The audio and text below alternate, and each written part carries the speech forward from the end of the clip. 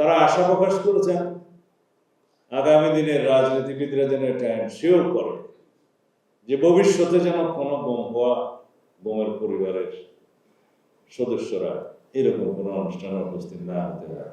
আসলে সেই জন্যই অনবরত সংগ্রাম করে যাচ্ছি আমরা, গণতান্ত্রিক সংগ্রাম।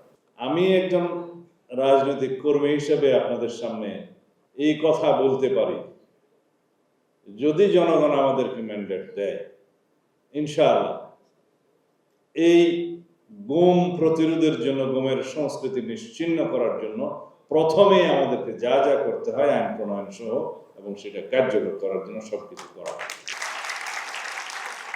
আমরা সেই বাংলাদেশের জন্য অপেক্ষা করছি যে বাংলাদেশে কোনোদিন গুমের শিকার হয়ে কোনো ব্যক্তিকে রাস্তায় দাঁড়াতে হবে না। যে স্বপ্ন আমাদের মুক্তিযুদ্ধের শহীদরা করেছেন, মুক্তিযোদ্ধারা করেছেন, এবং যে স্বপ্ন নিয়েই ছাত্র গণ অভ্যুত্থান হচ্ছে 2024-এ আমাদের সন্তানরা রক্ত দিয়েছেন, সেরকম একটি সাম্যভিত্তিক, বৈষম্যহীন, ন্যায় বিচার ভিত্তিক বাংলাদেশ নির্মাণের জন্য আমাদের সবাইকে, পুরো জাতিকে ঐক্যবদ্ধ থাকতে হবে।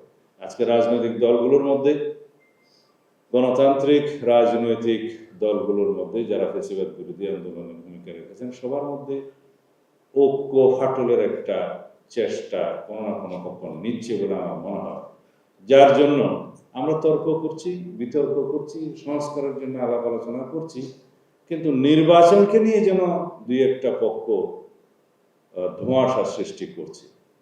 আমি আহ্বান জানাবো, নির্বাচন বাংলাদেশের গণতান্ত্রিক অধিকার এবং ভোটাধিকার প্রয়োগের জন্য এদেশের মানুষ দীর্ঘ 16 বছর সংগ্রাম করেছে, রক্ত দিয়েছে।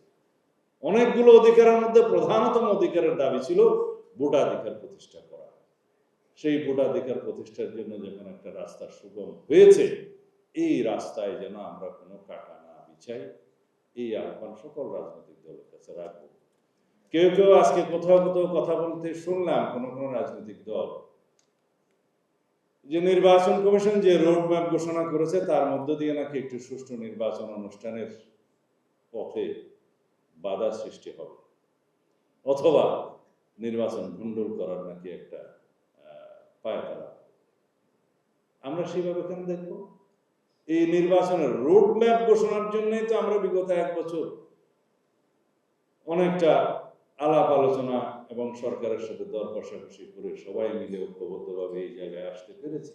আজকে যখন নির্বাচনের রোডম্যাপ ঘোষণা হয়ে গেল, সেটা জাতির প্রত্যাশা পূরণ হয়েছে বলে আমরা আমাদের প্রতিক্রিয়া জানিয়েছি। সেই জায়গায় এটাকে আমরা স্বাগত না জানিয়ে এর মধ্যে কোনো সন্দেহ, দুর্লভতা দেখানো ঠিক হবে না।